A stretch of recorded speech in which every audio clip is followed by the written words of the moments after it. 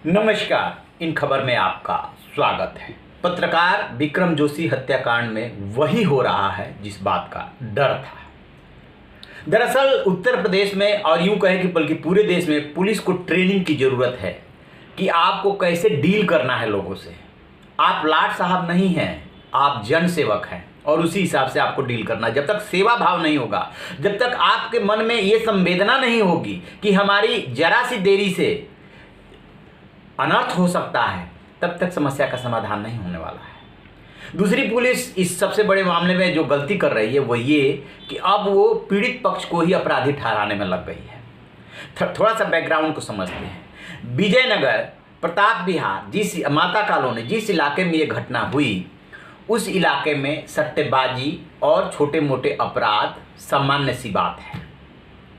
यदि पत्रकार विक्रम जोशी उस इलाके में रहते थे और पहले से वो अभियुक्तों को जान भी रहे थे, तो पुलिस ने जो विज्ञप्ति जारी की है उसमें साफ साफ कहा है कि माता कॉलोनी में जब ये सट्टेबाज आने लगे थे तो पीड़ित पक्ष ने ऑब्जेक्शन किया और उसको लेकर के 16 जुलाई को मारपीट हुई। पुलिस के ही मुताबिक जो अभियुक्त 9 पकड़े गए हैं उनमें से एक जो रवि था उसको चोट लगी और उसी मामले में फिर इन्होंने कंप्लेंट की कि इनकी पत्रकार ने कंप्लेंट की कि इनकी भांजी से छेड़खानी हुई। पुलिस 4 दिन तक क्या कर रही थी? यदि मान लीजिए थोड़ी देर के लिए पुलिस जिस तरफ इशारा कर रही है कि मारपीट का मसला है और भांजी से छेड़खानी की बात ला दी गई है, उसके वो ये बात बोल नहीं रही है, उसका हम इंटरप्रिटेशन कर रहे हैं। तो 4 दिन तक आपने मामले में इन्वेस्टिगेशन करके और एक्शन क्यों नहीं लिया? वो चौकी इंचार्ज एसओ से लेकर के एसएसपी कलानिधि नैथानी तक तो विक्रम जोशी गया था, आपने कोई कार्रवाई नहीं की। अब इस चीज को आप छिपाना चाहते हैं, लिहाजा पुलिस ने क्या किया है कि दोनों पक्ष की हिस्ट्री शीट जारी कर दी है। जो अभियुक्त हैं उन पे कौन कौन से मामले रहे हैं और जो पीड़ित पक्ष है इंक्लूडिंग पत्रकार विक्रम जोशी, पत्रकार विक्रम जोशी के जो भाई है जिन्होंने एफआईआर कराई है उन पे उसने ज़्यादा मामले निकाले हैं, इनके बहनोई और इनके जितने रिश्तेदार हैं इन पे भी, और विक्रम जोशी पे भी एक मसला निकाला है जिसमें कि 332, 353, 504, 506 का मसला है। 332, 353 देखेंगे, 32, 33 तो उसमें पाएंगे कि सरकारी कर्मचारी से रिलेटेड वो धारा है। अब सबसे बड़ा सवाल ये है कि किसी के ऊपर कोई मुकदमा पहले से पंजीकृत है तो क्या किसी को उसका जान लेने का हक है? यानी उसके भांजी के साथ छेड़खानी हो रही है तो वो मुकदमा दर्ज कराएगा, कंप्लेंट करेगा तो उस पर एक्शन नहीं लिया जाएगा। आखिरकार पुलिस साबित क्या करना चाहती है?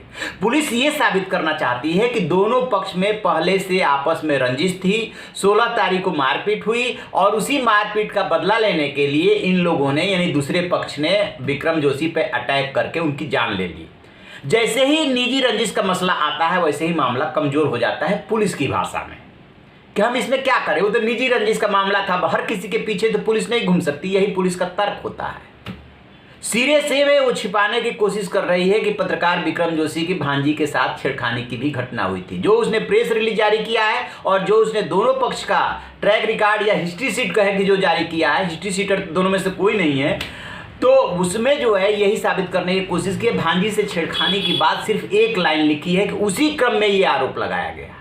यानी कि किसी तरीके से अपने उच्चाधिकारियों को और शासन को यह संतुष्ट करना है कि निजी रंजिश का मसला है, छेड़खानी का मसला नहीं है, या छेड़खानी की बात यूं ही डाल दी गई है, दोषी तो दोनों हैं। दूसरा सबसे बड़ा सवाल, प्रेस रिलीज में पुलिस ने कहीं नहीं लिखा है कि ये लोग सट्टे में इन्वॉल्व थे या नहीं थे। इनका प्रेस रिलीज में ये लिखा है कि जब ये सट्टेबाज कॉलोनी में आते थे तो इनको आने को लेकर के, उस गली में आने को लेकर के पत्रकार पक्ष जो है विरोध करने लगा तो वो तो ठीक ही विरोध कर रहा था, इसमें कौन सी गलती कर रहा था? तो क्या वो अपनी जान देकर के कीमत चुकाए? पुलिस कुछ करेगी नहीं। और एसएसपी कैसे अपनी जिम्मेदारी से बच सकते हैं? जब वो चौकी इंचार्ज एसओ से लेकर के एसएसपी तक मिला है तो एसएसपी ने क्या उसमें किया?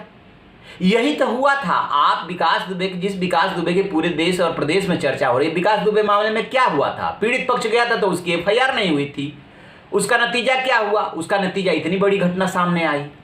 तो जब आप एक्शन नहीं लेंगे, जांच कर रहे थे तो जांच के दौरान ही कम से कम आपको प्रिवेंटिव मेजर्स तो लेने चाहिए थे। जब आपको पता है कि वो सट्टेबाज है, तो कहा तो ये जा रहा है कि चौकी इंचार्ज एसओ वगैरह की मिली भगत है, क्योंकि ये सबको पता है कि बिना पुलिस के मिली भगत के सट्टेबाजी नहीं हो सकती। तो अब यूपी पुलिस जो है, जिसको बोलते हैं ना कि किसी तरीके से मामले का लीपापोती कर देना है, ऊपर संतुष्ट कर देना है, तो वही उसी काम में जुट गई है। और माफ़ कीजिएगा, ये मुख्यमंत्री का काम नहीं होता है। दरअसल होता क्या है कि जो उच्चाधिकारी बैठाए हैं, एडीजी, आईजी, एसएसपी लेवल का अधिकारी, ये उनका काम होता है कि नीचे वालों के काम को देखे, उन्हें दंडित करे, बजाय कि उसको लीपापोती करे। क्योंकि इस मामले में खुद एसएसपी चूंकि लपेटे में आ रहे हैं, इसलिए चौकी इंचार्ज को निलंबित करके काम चलाने की कोशिश की जा रही है। ये सट्टेबाजों को पत्रकार की जान लेने का हक किसने दिया? और पुलिस क्या कर रही थी? सिर्फ निजी रंजिश साबित करेंगे। पुलिस की ट्रेनिंग, पुलिस सुधार लागू करने की जरूरत है, अदरवाइज ऐसी घटनाएं सामने आती रहेंगी। तो आप ऐसी खबरों के लिए देखते रहिए हमारा डिजिटल चैनल इन खबर। इन खबर चैनल को सब्सक्राइब करें और बेल आइकन दबाना ना